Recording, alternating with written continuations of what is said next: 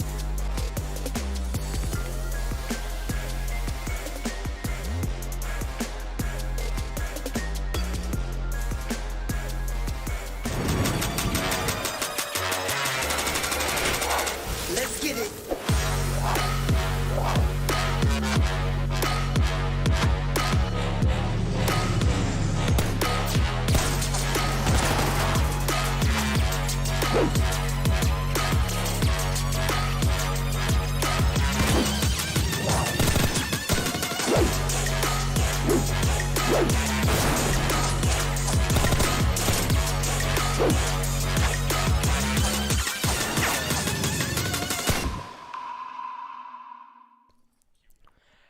everyone and a very warm welcome to all of you. Welcome to the PUBG Mobile Club Open 2021 Spring Split South Asia Wildcard Region, brought to you by the Oppo Reno 5. My name is Varun Super Johnny John. Joining me on the desk, ladies and gentlemen, is Ocean Sharma. How are you doing? Pretty good, pretty excited because this is going to be the start of a new journey, the festival that's going to go for a few days, and after this, you know, bigger picture waits for the players. Yes. For the teams. Exactly, a bigger picture, and as we saw in the opening video, this is where the grind begins, ladies and gentlemen, because this is the first step of a long journey that's going to lead us and help us in finding maybe the new champions, maybe the next best team in every single region or in all over the world. But as I said, this is the first step. The next step is going to be the PMPL, and this is where it all begins. This is where the road to PMPL begins. I mean, 3 teams from Pakistan, 3 teams from Bangladesh, 3 Nepal, and 2 from Wildcard South Asia. That is this. That is where the qualification will be happening, right? But right now, we're just talking about Zeus. I mean, we know this team. We know what this team has done and is capable of. That is invited from PMGC Season 02, PUBG Mobile Pro League South Asia Season 3. I mean, talk about it. Playing against the likes of Nova, XQA, 4AM, BTR, and now the teams will be studying Zeus as well, because Zeus is another pinnacle for an incredible gameplay. Definitely. Zeus came in, I mean, they came in from the wildcard region last time, and they were definitely the wildcards in PMGC over there, finishing third. Up against teams, up against some of the biggest names from all over the world, and this team managed to do it. But now, let us talk about how things are going to work over here. And as we did see, I mean, the slots, 2 slots specifically from South Asia Wildcard will be moving forward to the PMPL. And as we discussed about the format of this PMCO, ladies and gentlemen, so we have 32 teams that have been divided into 4 groups. The groups will be playing up against each other every single day. We'll have 6 days of the group stages and 5 days of the finals after that. And talking about the finals, only 16 teams from these 32, the top 16, will be moving forward in the finals. So it is going to be pretty deadly. Exactly, and you know, you have bragging rights as well, plus you get something from that as well. Exactly, you get a lot from that. Along with the slots of the PMPL, there's prize money that's going to be distributed. So the total prize pool is $29,200. The first position taking home $3,900, the second position taking home $2,300. But along with that, these 2 spots will also move forward and qualify for PMPL Season 3. And that is really exciting. How do you do that? How do you earn the prize money? How do you qualify? You earn points in every single game that you play. And the point distribution system is as follows. First position gets you 15, second gets you 12, third gets you 10, fourth gets you 8, fifth gets you 6, sixth gets you 4. I mean, I'm just getting a hang of it right now. Just talking about it. 8 to 12 gets you 1, and 13 to 16 gets you none. See, it still rhymes. 1 kill, 1 point. That is something that, you know, just stays out there. And, you know, that is one thing that, you know, comes in the situations of a tiebreaker. If it just comes down that, you know, teams with the maximum kills will obviously be giving up a top seed in the distributions and everything. So that's one of the most important things. Plus, chicken dinners obviously matter. Exactly. Chicken dinners are going to matter a lot, but chicken dinners are earned by the teams that are playing the matches. And talking about the teams, let's have a look at the teams that will be playing today, ladies and gentlemen. Starting things off with Group A, we have team The Rusher, NRC Esports. We have NA Team Destiny and Mafia Gang as the first 4. Then we have WG, B2RTM, Savage Esports, C-Line, and SDZ Esports. Yeah, these teams are going to be out here, but we have other names as well. As we move on to Group B, you can see XB Rangers, the Smokers, Squadrons, and DENO, that's Mafia Gang. They're going to be just out there to showcase their gameplay. You can see all the players' names: Infinity Club, Erbev, Markman, and Seal Esports. I mean, we have heard a few names. Wally, I still remember Seal Wally's gameplay in the previous wildcard. If you remember that, when he was in a vehicle, he took up a fight by switching the vehicles. In the mid fight, he had 2 vehicles right next to him. He sat in one vehicle, exited the vehicle. He was in between 2 vehicles. He took up a fight against those areas onto the southern side of military base. Those were some amazing fights, and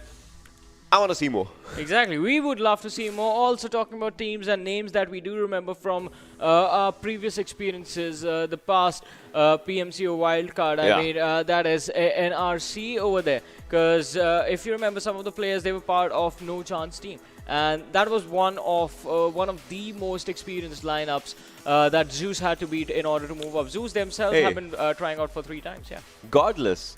No Chance. Godless Zeus, moved, I mean, Godless moved, but you know it. Like, No Chance started off with Godless as well, and then the team just, just went forward. So, it's, if anything, so No Chance, the team as a whole still has a lot of capability. That's what NRC is right now. Again, capabilities just increase. Exactly. And this time, I mean, they're going to try their level best to make it all the way to PMPL South Asia and from there qualify for the invitational that's going to be there. But before that, ladies and gentlemen, the PMPL is where it all lies, because, I mean, it is going to be really, really insane. But talking about things that go insane, it is also a schedule, ladies and gentlemen. Let's have a look at the schedule for today, starting things off with Erangel, the first game, followed by Sanhok. Match number 2, match number 3 is going to be Miramar, and match number 4 is going to be Erangel. And as some of you might know, we talked about this when we were casting the PUBG Mobile Global Championship as well. Wakindi has been taken out of the competitive pool. Yeah, I mean, no Wakindi. Winter is gone. That's what we can say, right? Yeah. Winter is gone. But what goes around comes around. That's Erangel still stays. Obviously, that obviously will be there. You cannot, imagine a game without Erangel and Miramar. Exactly. Yeah, exactly. That's where it all started. And ends. Yeah, that is where it all ends. Every day, every season, first game, final game, those things will happen. That's one of the things. But talking about Erangel, right? First Erangel, obviously, for a few teams, they know their drop locations, they know everything. But for the new teams that are coming, it will be a thing to understand. First Erangel and first and third maps are going to be some of a decider map, because third map will be testing out your fatigue, if anything, the mental fatigue. If you're losing games game by game, if you're winning game by game, it tests that as well. And first game just builds up the momentum right from the start. Exactly, but let's compare now this PMCO to the older ones, Ocean. You and I have done quite a lot of them together, so it is super exciting. I mean, now instead of playing 5 games, you just play 4 games every single day. That means even if you lose out on all 4, the next day you can reset and come back and win all 4 and build your momentum up. But with that, ladies and gentlemen, are you ready for the action to begin? Because match number 1 on Erangel is live right now, and here we go. It is going to be in front of us in a few seconds. The plane path, we are your pilots for, well, this entire league as of now. Warren John, Ocean Sharma. Yeah. So it's Sunny Sullenberger and the one with them. We will not let we'll try to let this plane land in a safer hands as well. No, we just let it go when the trajectory ends. We just let the players land. Starting off from the backside of Yasnapol and to Georgiapol is where we are moving on. Rozog, School, Seven, like the northern sides are in the grabs as well. Pochinki is where the teams can go if they just want to go down. But then military base, it's a whole different story. Yeah, military base is going to be really, really far off for the players to go. And as we were talking about it, I mean, Yasnaya Polyana, look at that. Team Seal just taking the southern side of Yasnaya for themselves. I mean, it looks like they're going to head towards the shelter area. Mark Penn, the players have taken their exit. And Yasnaya is completely abandoned. I find that, well, quite interesting, because, I mean, if the trajectory is right over that city, it's a higher priority location, and you do expect some of the teams to go there. But look at this. So on over to Lipovka, we already have 2 teams landing really, really close to each other, Ocean. I mean, everyone was like, the players, there might be a crowd on Yasnaya, so no one went on to that. Yeah. They were like, because it's on the flight path, someone might just go for a really good drop, and also that was one of the things. But, well, we'll see what happens. Well, Born to Rush, B2 other players are just really close to the Rushers as well, and Grenade, we can see Grenade just out there, and he's just trying to move on to the backside. But what B2R is doing, I mean, Born to Rush and the Rushers is right together. That makes sense. Okay. So we do expect someone to rush into a fight.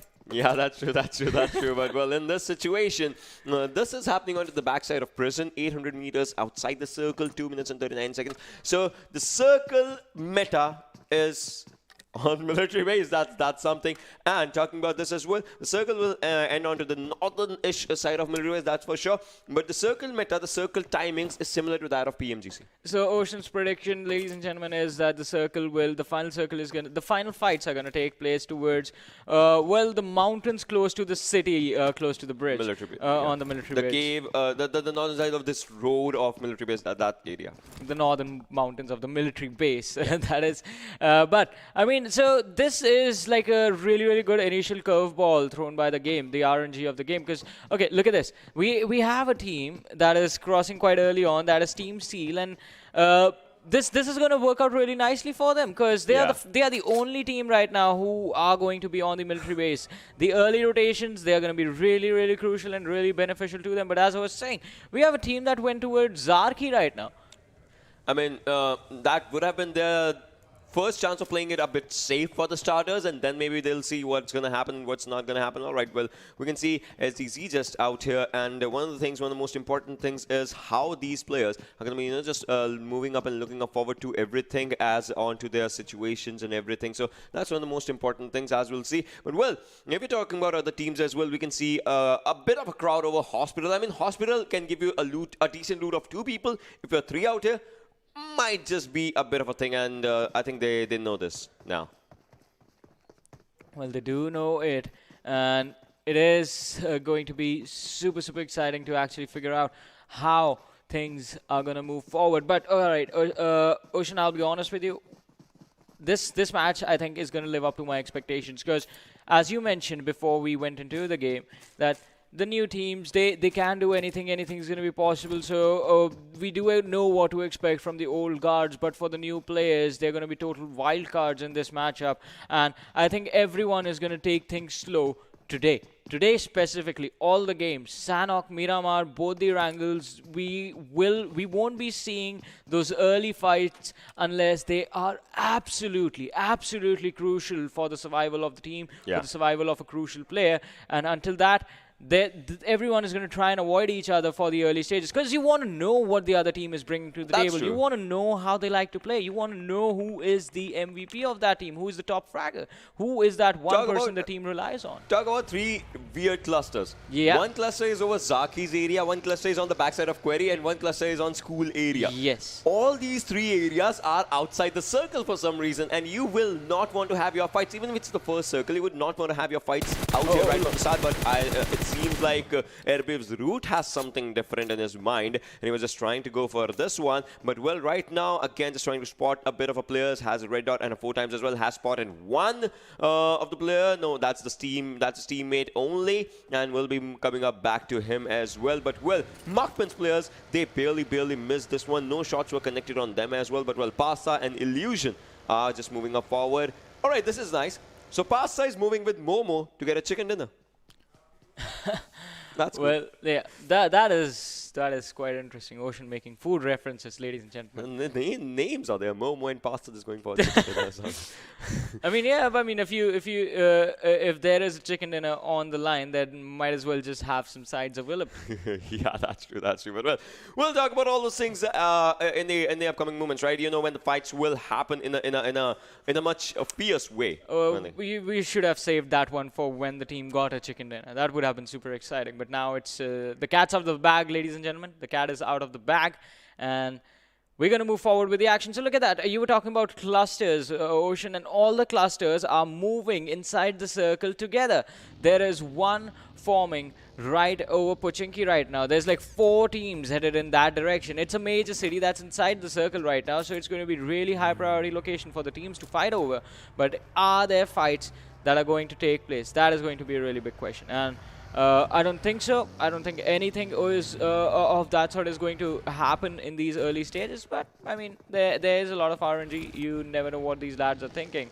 I mean, all of a sudden, someone might decide, all right, I want this kill. That's an isolated play. You do not see his teammates quite close to him, but they are there, and you end up overcommitting to a situation that you should not have. So things like that happen sometimes. And so far, I mean, we do see Team S9, Seal9 moving in front of us, and they are already inside the circle, so they are not going to be in so much trouble. All they have to do is find some cover for themselves.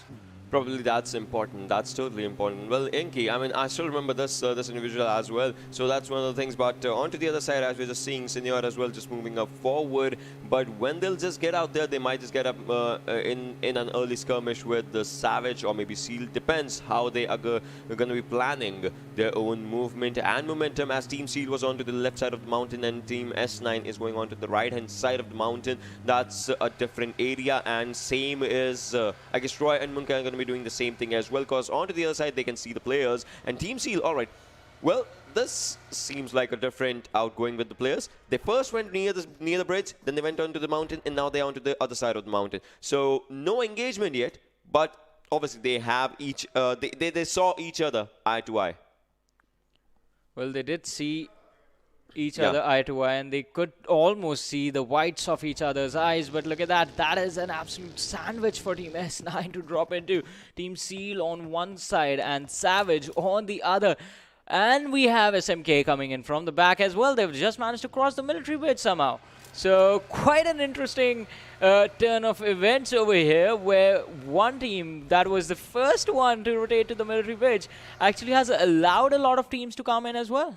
I mean, they were just in the military base area. They did not, see about and arounds of the other areas as well. Yeah, that's one of the things as well as then. But look at this. All right, so SMK might be in a lot of trouble as the first blood comes down, and Seal is looking really good. They enjoyed the first kill. Yep. Now it's time to get more, if they get more. That is the first kill of the game, ladies and gentlemen. It took us 8 minutes 30 seconds for the first blood to come in, and the second is going to come in right now as well. We do see Zaki and Wally charging in on towards one shot. They have spotted him out. He is been cornered. The barrel in one hand, and it's 3 players. Oh, hiding behind the U as he's going to be out in the open, taken down and finished off. That's the second kill for Team Seal.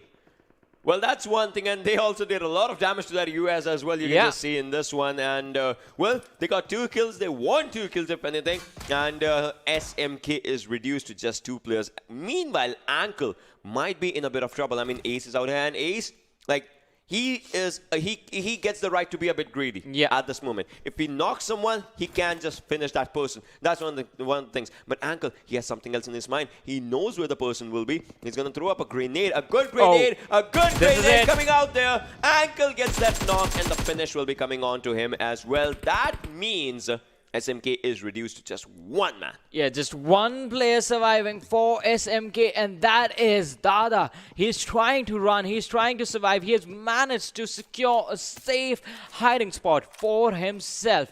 And if he can survive to the later stages of the game, the best thing he can hope for is to get some placement points and steal some kills. So that, I mean, points are going to be really important. If the entire team ends up getting taken out right now, they get 0. So they better make sure that some placement points come their way. But the circle, I mean, not too much of a drastic shift. It's still split between the main island and the military island. Team Seal holding their ground close to the bridge, and so is SDZ on the northern side, if you see. Team Seal has a good area inside the circle. Look at this. They are kind of in the center of the circle. That's a good thing. Once the circle goes down, that is going to be a really good thing again, because the teams onto the other side will have to cross the bridge for sure, and that's where Team Seal can outshine. Meanwhile, the teams that have crossed the bridge onto the other side are looking really, really good. But we'll have to see how this happens as Mafia's players, or Mafia Gang, this team is looking decent as they're onto the side of Ferry Pier. They are still inside the circle as well, but all they have to do is just look around and on to the other corners of this area, as they can see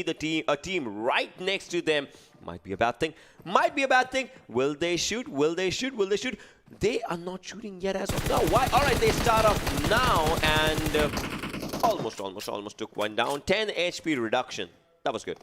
Yeah, I mean, the HP bars being depleted already. We do see MacPen in a fight of their own against the players of DENO. They've taken down 1. The players have a good position. Illusion, Pasta, they are holding on to the ground. But look at this, another interesting situation, another interesting turn of events as Mafia, they are stuck on the edge of the island, and they are being surrounded by the players.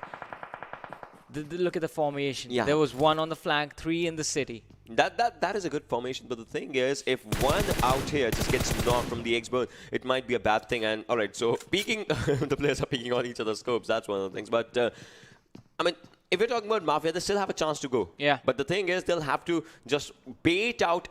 They'll have to give a big bait and then just take 2 vehicles and just move forward or something like that. I mean, the location has been compromised. They spotted one player first. They could have just taken him down already. They did not do that. And that's one thing that has changed a lot of things. But right now, while Ashfaq is trying to take up a few players if he can, and Fahim onto the other side as well, Ashfaq might be spotted. He is spotted for sure, but Fahim already, his crosshair was on some other person. Right now, that's one of the things. So both the teams, they want to bait each other out. Meanwhile, the circle's going to be forming up as well. We'll have to see where the new circle, where the new zone actually just goes down. That's going to be one of the things out here, because that is one of the most important things. You'll have to play this game by the circle. And look at this. Circle moves away from both the teams, just as we were talking, just as we were saying. This is where the circle is. Ocean and his crystal ball, ladies and gentlemen, they are never wrong. The man is always precise with his predictions, and again you managed to do that. But I want you to predict who is going to win this fight, because I mean, this is the first game. Let's just read the teams. Let's just we're going to try and study the teams. We're going to try and see how the teams actually think about how these fights are going to go, because these barn houses, up until a few seconds ago, see, XB Rangers held a really good spot against Team Mafia, but now XB Rangers are in a worse spot in comparison to Team Mafia, because Team Mafia can rotate whenever they want. They can either rotate through land or swim their way to the other side of the island, but XB Rangers, they need to make sure that they move early. But look at this, Sealzaki, he's hiding in the dump truck, and he spotted out his opponents on the other side of the bridge. They need to take this fight. So good shots coming in from ICAM, and he actually takes down a bit of HP from his opponent. So the trade comes in from the other side as well. But Wally does good. I mean, as soon as, Zaki just went down, Wally took up a few shots on ICAM, and his vest was just a bit destroyed. This is what I was saying when I was saying that Seal is in a really good spot in the circle. Because now when any team just tries to get through the bridge area, they are the first that gets engaged out there. And that's the first thing. I like the name. We saw a player a couple of seconds ago, Kalashnikov. So a little, I mean, I don't know, fun fact. That is what the original name for the AK is. Yeah. Just a fun fact, ladies and gentlemen. So that's actually the person who made AK. The K stands for Kalashnikov. Yeah. That's one of the things. Yeah. That's true. That's true. And that's one of the things. I mean, but look at Willie. No, look at Wally. Sorry. He's so away from his teammates. And did he just go there for the airdrop? If that's one of the things, I don't know. But another thing is, everyone will be having their eye on the airdrops for sure. And if they see one player, that's only one thing. And Wally, all right, he understands this. He comes back to the team as soon as he can. That's nice. But look at S9. I mean, Seal9 can actually do a good backstabbing out here. Yeah, definitely. But Wally, since he's with his team again, the backstab might not work out. Because a couple of seconds ago, they were a 3-man squad. But look at about squads. Talking about 3-man squads. Mafia have been taken down to a 3-man squad as one of their players was quite split up. And he has been knocked down. Oh, no. Arun is going to go down as well. Rashad, he has a good position to provide a backup and revive his teammate. But ICAM with a nade can end it all, and it's lined up perfectly. Is this going to be the message that they need to send to the other teams? Oh, the charge in comes in from Snipey, and he switches over to the Tommy gun. He's going for the charge in with a Tommy gun. Quite interesting, but the rate of fire is going to be beneficial, and they actually managed to go for a wraparound. Well, Snipey, oh no, he was looking in the other direction. That's bad, that's bad, that's bad. And right now, ICAM will have to see all the fights for his own self as Rocky's out there. But Rocky, did you spot one? Oh my god, ICAM does good for himself, but he can see the other person coming. No, that was a bad one. And now Mafia, they are going to go for a good revive in less than 30 seconds, and then they have to move forward as well. But once they move forward, Seal is ready to welcome them. Wow. Wow. Saki takes another one. This is turning into a strange turn of events, ladies and gentlemen. Because I mean that was a fight that SCG could have taken in their favor, but no, things did not work out. Also, smokers are still alive, so Dada has still managed to survive 16 minutes. His team was taken down 8 minutes into the game. He has been here till 16, so he survived 8 minutes all alone so far in just like I think he's been in that house for all this time, but now he finally needs to move. Seal Ankle securing a good position on the high ground for his team, and his team is going to come in from the rear, so let's see if they make it. NRC coming in right behind them, so that's going to be a little tricky for them to survive. But another fight breaking out. It is a fight with Team Savage, but for now, we do have NRC Stunner. He has spotted out Baron from Team Seal. Baron is quite exposed. He's hiding behind a tree.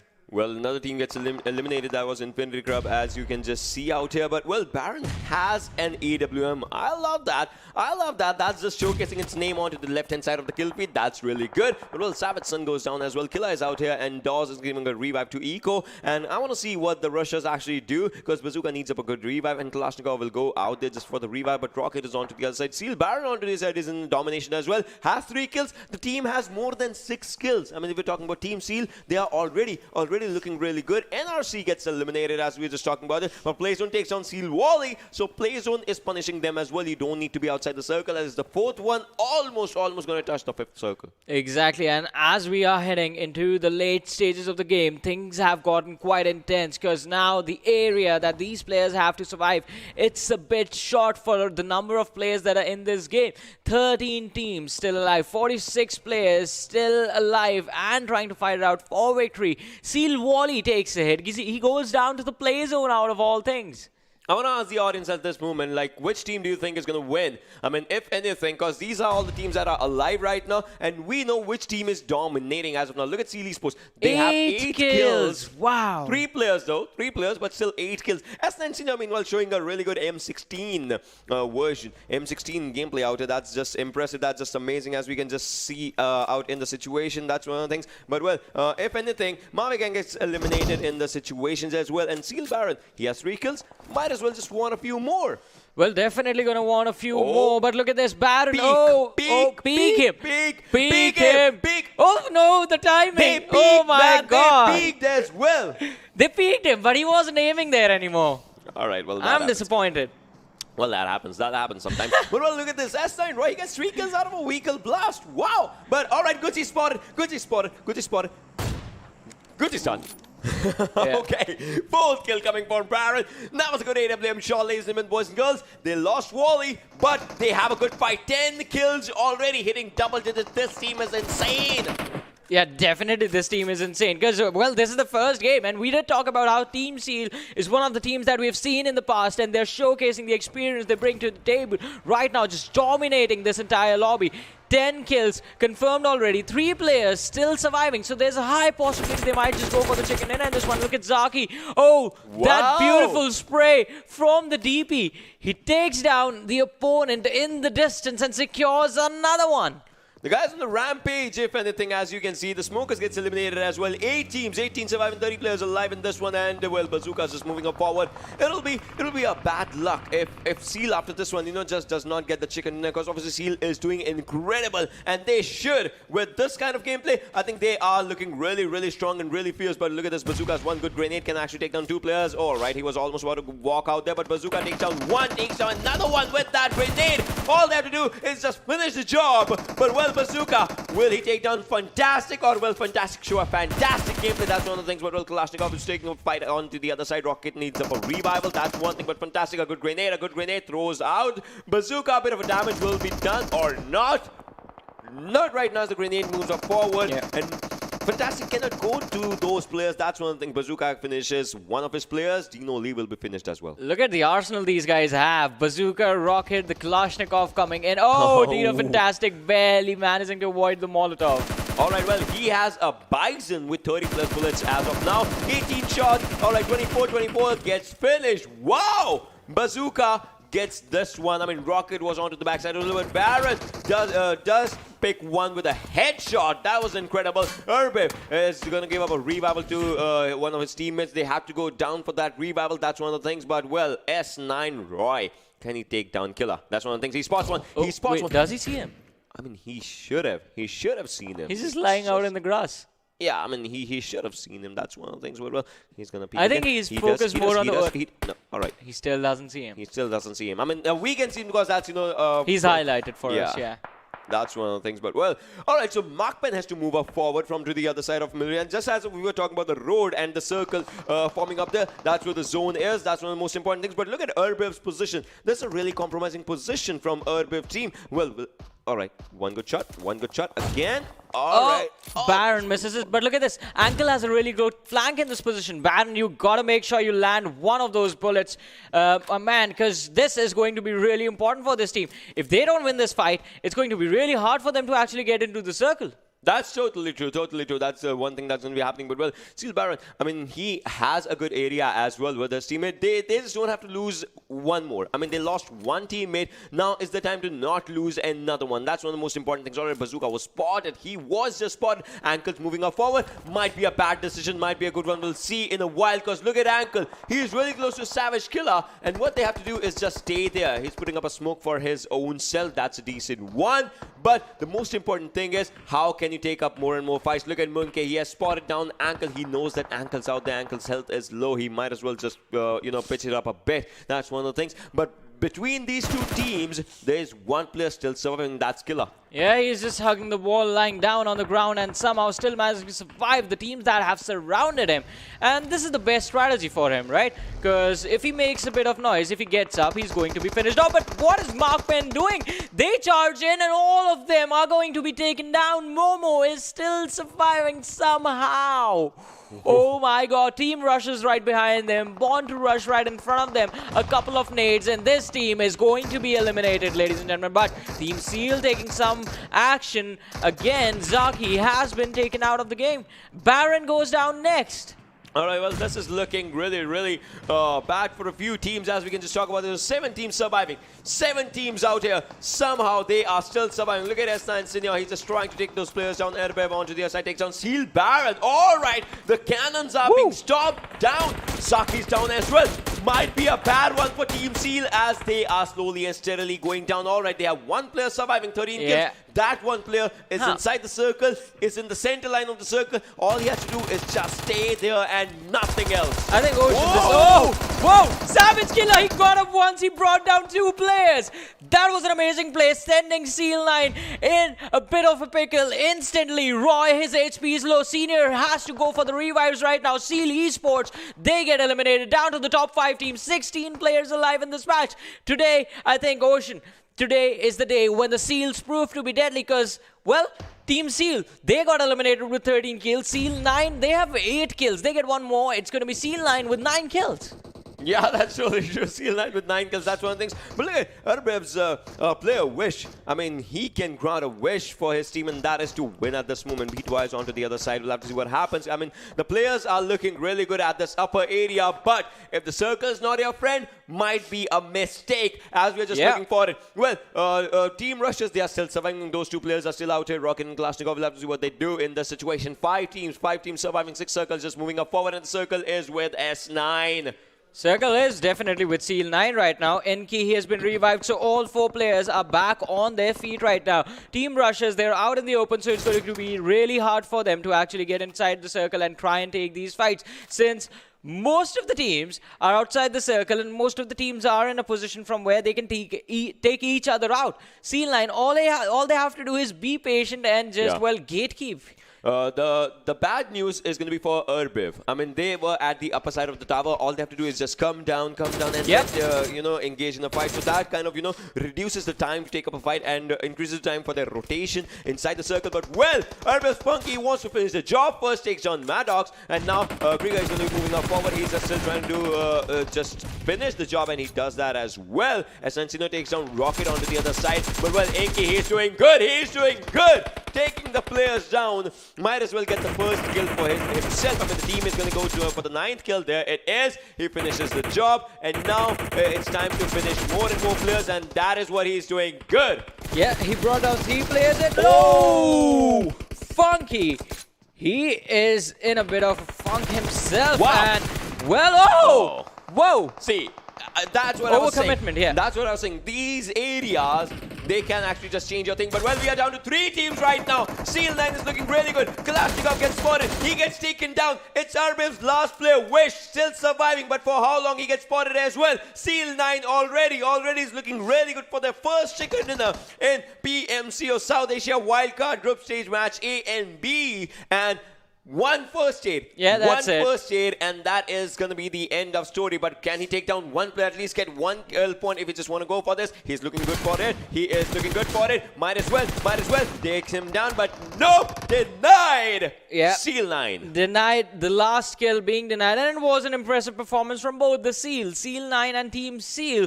But, I mean, kudos to all the lads. This was a really, really interesting match. This was incredible. This was an incredible match as we just, witnessed.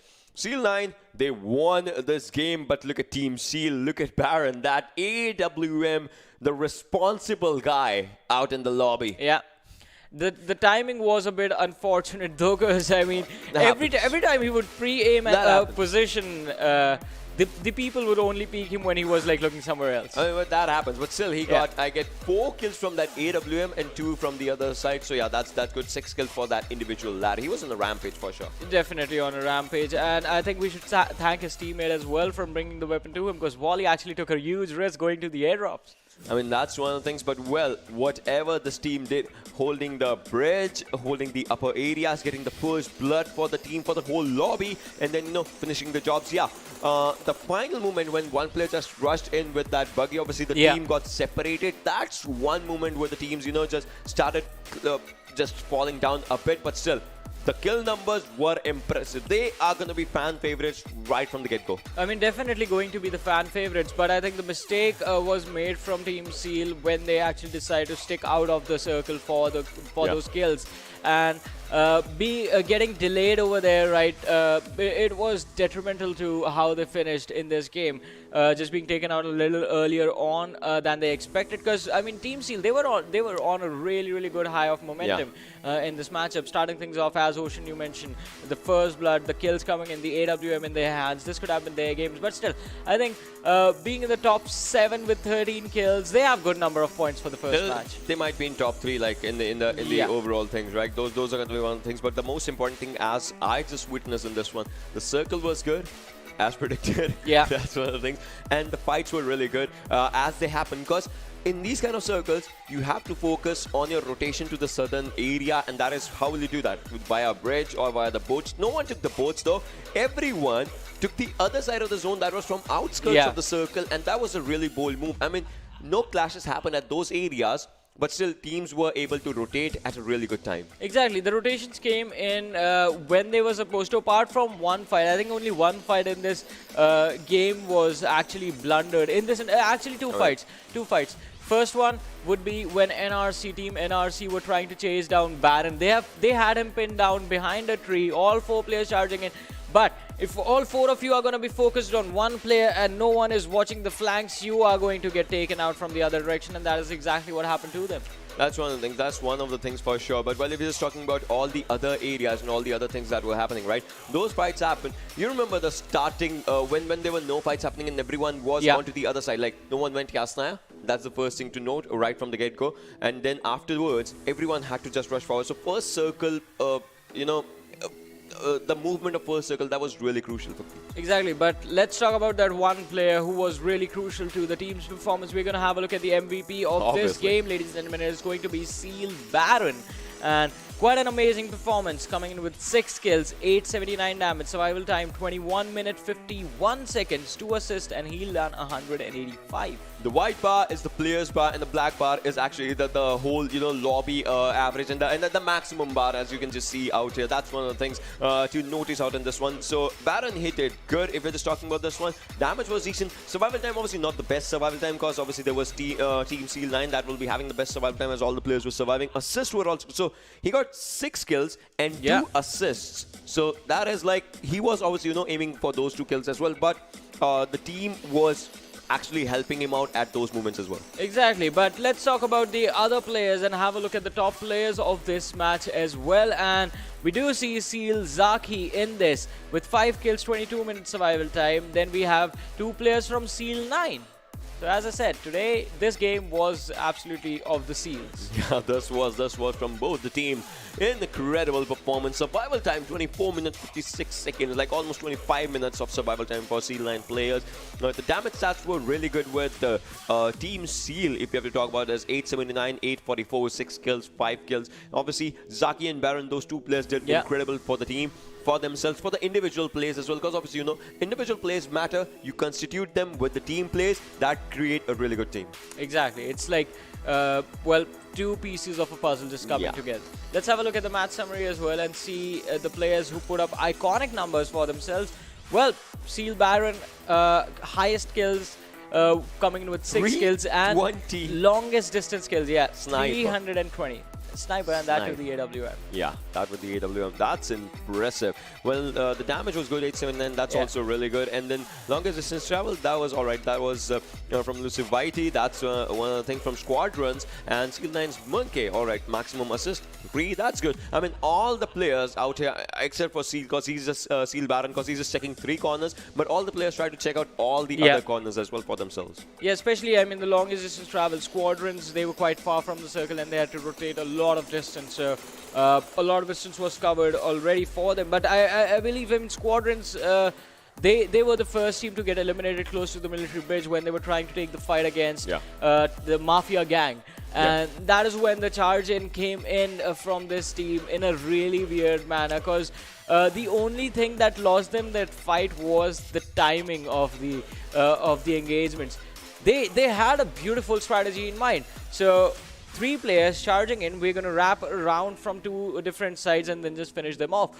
But what actually happened was one player came in a little bit earlier than the other 2, and that's why they were just picked off one after the other.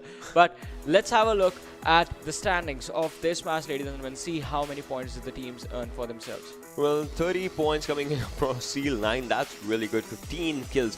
We were talking about Seal Esports' 13 kills. Seal9 also was impressive if you just talk about it. Obviously, they started off, they did not start the first fight, but they went on with incredible fight numbers for themselves. Seal Esports, we were talking that they'll be in top 3. They are in top 3. Erbiv, the tower of military base actually really helped them to get those 7 kills in that position. The Russians, they had 4 kills for themselves as well. But talking about Team DENO Smokers and Team Destiny and RC and Infinity Club, they should be getting up more in the fights because they have no kill points. Yeah, Smokers, I mean, they were pinned out and taken down by Team Seal, if you remember, in the early stages of the game. And it was just up to Dada to somehow manage to survive and get those placement points. He managed to get 1. But, I mean, kudos to him for even getting that 1 point, because imagine this, I mean, 8 minutes in, your entire team goes down, you're the last man surviving, and the next sort of teams go down around 16 minutes. 8 minutes all alone just hiding in one building. The man has a lot of patience. I mean, that's one thing, but you know, you can just say that he did really good for his team, because that's important. Yeah, that is really important. But let's have a look at the best moments of this match, ladies and gentlemen, which are brought to you by Oppo right now in front of us. Yeah, we're looking at the Oppo moments, and this is where it started. As you can see, the first fight, the first skirmish that was happening, and this was a good nade and trade just coming up from the players out here. And well, this fight, I mean, I cannot forget this fight. You remember what happened against STZ. As ICAM, he tried, he took down 1, he reloaded, but well, he was spotted and shot and taken down. But well, all right, Gucci did go down by Baron. This was a really, really good shot by him. I mean, he was trying. Gucci was thinking what he should do at this situation. But well, this was a good taking down of a player inside the smoke. I mean, a good engagement happening out in this one. And Macpen, all right, so they were looking really good with their rotations. Well, they fumbled out a bit, but still they had a good placement for themselves. That's a really good thing for the first game. I would say Macpen did impress me a lot in this situation. But well, killer, this was definitely one of the best moments of this match. Yeah, that's totally true. I mean, all the moments in the final fights, they happened so quickly. A player had to be on his toes, on his feet, just, you know, to actually process what was happening. So Funky took down 1. He was trying to take down the other one. He went down as well. Kalashnikov goes down in this situation. M16 by Senior. That was a really good use of that weapon.